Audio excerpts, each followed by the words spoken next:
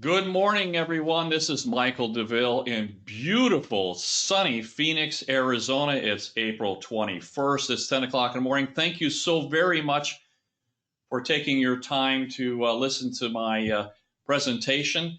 Tatum is here. She is going to do some moderation. So if you have any questions, just type it in and we're going to try and go ahead and get to them. I'm going to be trying to be very conscious of your 20 minutes that you've carved out to listen to this presentation.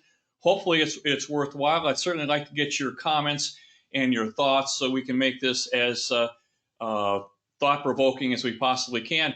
Now, as you see, my very first slide, I've stolen this. This is Journey to the Center of the Earth, but of course I've changed it to Journey to the Center of the Boom, and hopefully that you're going to see why we've changed this to Journey to the Center of the Boom. That's going to become very evident to you as we get closer to this presentation. Also, I'm talking a little fast today because we have a lot of slides to get through.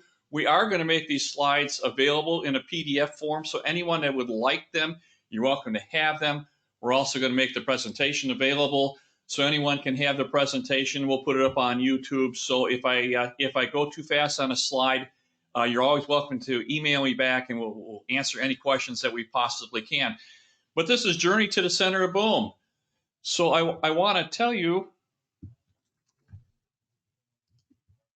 that we're going to be going through some very challenging times. Now, of course, Dwayne Johnson is being chased by some giant lizards. And of course, on Journey to the Center of the Earth, he's got earthquakes and avalanches, and he's got lava flows and volcanoes that are coming. We're not going to have that, but I'm going to tell you, we're going to have some sleepless nights. We're going to have some anxiety. We're going to be coming through some pretty unusual times. However, I'm going to tell you, I've seen this movie before, and here's the spoiler. I know how it ends, and we're all going to get through it. So anxious times we certainly are going to have, particularly anyone that might be overextended, that maybe has taken more debt on than they should. If you've been coming to my seminars, you know that we've been talking about getting out of debt, building your credit rating up, building reserves, and preparing for this. So I don't want to waste a lot of your time. You've probably seen a lot of this in the news. You can't hardly have missed that. But we have a couple things going on. We have two issues that are going on. We have had the completion of a business cycle. That's really what we're going through now. We've been talking about this since really March of 2018 when our business, the real estate business, started to correct. It was a correction in an ongoing bull market. It's still a correction in an ongoing bull market, but it did start nationally in March of 2018. And the real estate business was down 7 of the last 8 quarters. Now, we don't really see that here in Phoenix because we're the #1 market in the United States. So everything that happens in the United States is very muted here. But we have been going through the beginning and completion of the business cycle. Now, the business cycle completion is a process, so it does take a little time. So you can recall back in December of 2018, right before Christmas, we had that debacle in the stock market where we lost 2,000 or 3,000 or 4,000 points right before Christmas Eve, and it just scared everybody. That was just a tell that the business cycle was starting to complete. All through 2019, we had the yield curve start to invert. We started to have a trade war. You could see that the Baltic Dry Index was dropping, showing that shipping around the world was slowing down. You could see that the containers index was slowing down. The cash freight for here in the United States was showing that the freight across the United States was slowing down. FedEx came out and said that their business was being impacted because business around the world was slowing. That is a tell for a completion of the business cycle. And you could also see oil and copper all trending down. So in September of 2019, we had the repo crisis, another tell. That's really when the recession should have started. But of course, we had this huge response from the Federal Reserve and the repo. They started with $25 billion a week, giving to the banks for their liquidity issues. And of course, that went up to $100 billion, $150 billion a week because the demand for U.S. dollars was tremendous. Now, that was a tell. We've continued, and of course, this is a process. I often have been saying that we're likened to someone standing on the cliff with wobbly legs in a wind, just waiting for someone to push us over. And along came the black swan. And that black swan was the COVID virus, and that pushed us right off the cliff. So I don't mean to be redundant on this, but you need to take a look at some of the things. We have had the growth rate in the United States not slowly decline. We've had it just literally plunge in a 30-day period. And this is the COVID virus, down 42.5% in 30 days. It's just a record. Never has happened in the United States ever before, actually in the world. Now, we're seeing this all across the country. Now, we're here in Phoenix, Arizona. We have an incredibly strong economy here, not so much across the United States. This is some of the reporting that we're getting from the Federal Reserve districts across the United States. And you're welcome to this graph. I don't mean to be going through here really fast, but the highlights of this graph are the fact that the Philly Fed, another strong manufacturing and industrial section of the United States, down 56%. The Empire Fed, now that takes in New York and the financial district. You know where they're having all the problems with the COVID virus, down an incredible 78%. And Dallas has been so terribly strong, but Dallas is part of the oil patch, down 70% on the economy. Historic. These are historic times right in front of your face. This is happening now. So the Federal Reserve of St. Louis is forecasting the second quarter of 2020. Now, we've just entered the second quarter of 2020. We're going to finish the second quarter in 10 weeks. So keep in mind, this is pretty fast. But their forecast is that upwards of 52 million Americans will be unemployed by the second quarter of 2020, with a total unemployment of 32%. Now, keep in mind, during the Great Depression, the unemployment was 25%. So we're going into historic times. Now, we're not there yet, but that's kind of what they're forecasting. So this may or may not happen, but we are in unprecedented times. Now, look what's happening. Now, this is from Fred. Fred is the Federal Reserve Electronic District. And what I'm saying is I want you to take a look at this chart. Here's just talking about the retail sales, clothing and clothing accessories. Now you can see it's been chugging along. You can see that it had decline in the 2008 to 2010, and it's been recovering. And then all of a sudden it gets to February and March, and down it just plunges. And you're starting to see companies like Neiman Marcus was going to declare bankruptcy yesterday. It starts to think about Victoria's Secrets and L Brands. And you're talking about Forever 21. You got to wonder about Penny's and Sears, all of these big brick and mortar stores. And of course, all the malls are having terrible trouble. And keep in mind that the U.S. economy is a consumer-based economy. So if you want to do damage to the U.S. economy, just stop the consumer, because the consumer is 70% of our U.S. economy is spending. And of course, that's why all the markets of the world are trying to send their goods here, because we're the #1 consumer market in the world. And you can see that the consumer has stopped, just stopped. So I'm going to tell you that we're looking at a Q2 of historic proportions. Goldman Sachs and Morgan Stanley are mentioning that they think that we're going to be down as much as 32% in second quarter. So this is an event, not a process. So what's happened here is that we've had the completion of the business cycle hugely accelerated by a black swan, this COVID virus, and it's knocked the Q2 down to historic proportions. Now, it's going to mean that we're going to wash out all the companies that should be washed out. We're going to do a process, hopefully a process that normally would take us 6 to 9 months to a year to complete. Is going to really complete in 2 or 3 months. So it's going to be brutal, but it's going to be quick. And so I have to agree with Goldman Sachs and Morgan Stanley that we're probably going to have a brutal second quarter, but there's a light at the end of the tunnel that we may actually start to see some recovery into Q3. So here again, this is coming from economic cycle research, and you can just see the dramatic decline that's been going on for 9 and 10 weeks. It's really started the 24th of January 2020, and it has been straight down.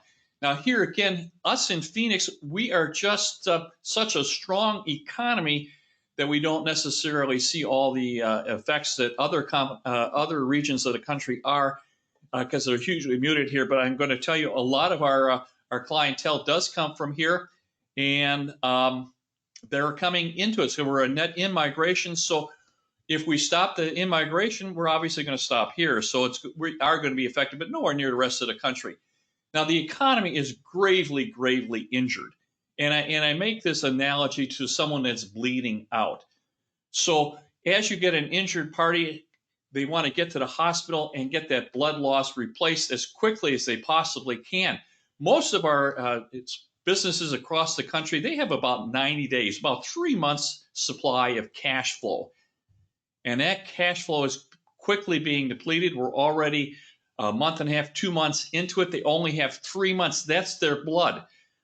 Just like any injured party, you have to get them to the hospital and stop the bleeding. And if you don't stop the bleeding, they die. Our business and our economy will die if we don't stop the bleeding. And I don't know how much longer it can hang on. Hang on there, Dwayne Johnson, hang on. So if we don't get back to work by the 30th of April, I'm expecting a deep, nasty, but short recession. But what an opportunity this is going to breed for us. Anyone that has put together some cash, anyone that keeps their credit intact, anyone that has their cash flow coming in, some kind of an income. We've been talking about in my seminars for the last 2 years doing this. In the next 4 years, you have an incredible opportunity to literally make a fortune.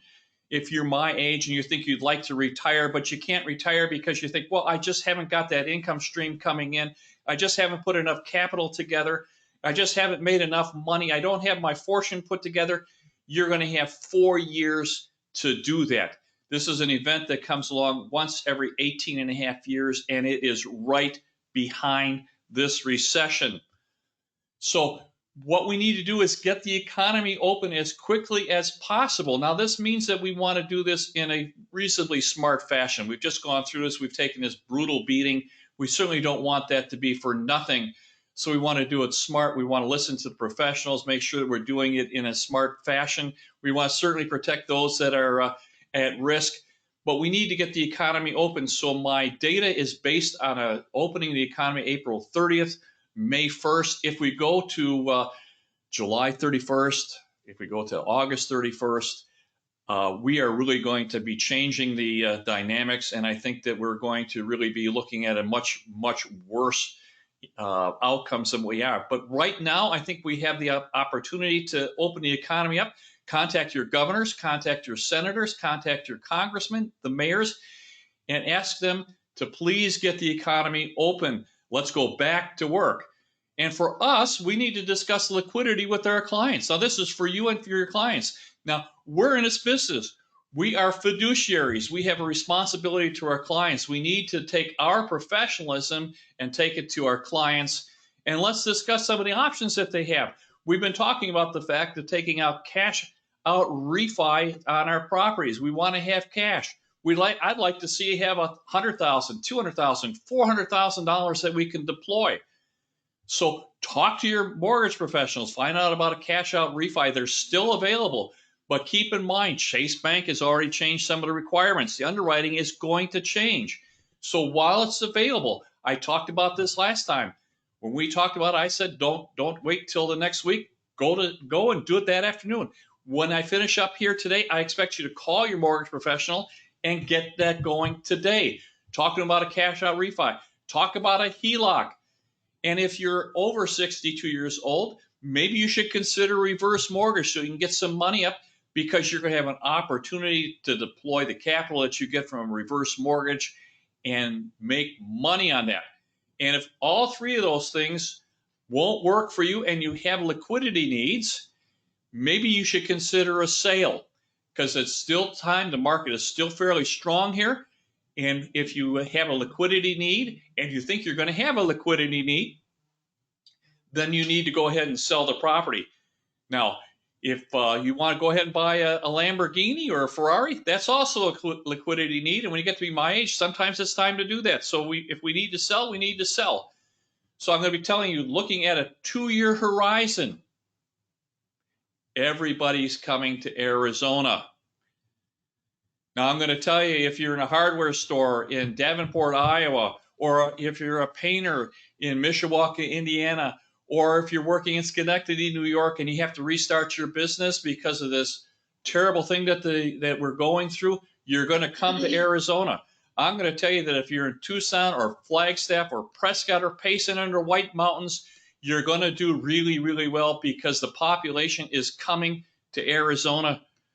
But right now, I'm going to tell you, the journey to the center of the boom is going to be Maricopa County, Arizona. It's ranked #1 for population growth in the United States. It is the #1 migration center in the United States. We are going to get people coming here in droves. It used to be go to California. My gosh, when I was a teenager, we had California dreaming. Well, that's no longer, it's a California nightmare, and people are leaving California, the land of taxation and regulations. And you have to know that they're going to be paying for all these problems that we're encountering with higher taxes. Businesses and people are heading east. The first stop is Arizona. They're all heading east. You know that Penske and U-Haul have got all their trucks are here, and they're coming. They're coming to Phoenix, and they're coming soon. So I'm going to talk to you. If you've been to my classes, if you've been to my seminars, you know I show this chart each and every time. We are very, very close, and we're having just a correction in an ongoing bull market. We are going to recover. I'm looking for recovery. Now, if we can get back to work, by as soon as April 30th, recovery is going to start the third quarter. So by fourth quarter, you're going to see some substantial differences. And within 2 years from now, we are going to be looking at an incredibly different marketplace than we're looking at. So in 4 years from now, we are going to be in the middle of a real estate boom. This comes across every 18 years. This is your chance to make a fortune. So I'm going to tell you, we're going to be looking to start accumulating properties. You're going to have your opportunity to do that. And we're looking for a boom right around 2023, 2024. We're going to start to peak. It may roll into 2025. So when 2023, 2024, we are going to start looking and reviewing our properties. Now, I'm trying to be very, very conscious of your time. So we're running into 18 minutes. I do have a few minutes. I have had a question come across here. Mark Morlock from Kierland has asked, what are some of the signposts? Now you can see, we talked about the signposts that you can see going into this completion of the business cycle. What are signposts going up? That's a brilliant question. We're going to start seeing recovery. You're going to start seeing that unemployment numbers are going to start slowing down. Then you're going to start seeing unemployment numbers going radically down, and people are going to go back to work. You're going to see the GDP, the gross domestic product, come back from a negative number to a positive number. You're going to start seeing people being much more optimistic. You're going to start seeing interest rates go up. So this is one of the tells. So if you have any kind of questions, I am available. I'm trying to be very, very conscious of your time. We have 20 minutes. I'm available for you. If you want to have any questions, you're welcome to contact me in the Kierland office. You're welcome to email to us. Tatum is going to go and make all this presentation available for a PDF if you want copies of this, and it's going to be on YouTube. So thank you very, very much for listening to us. This is Michael Douville. My very, very best to you. Bye-bye now.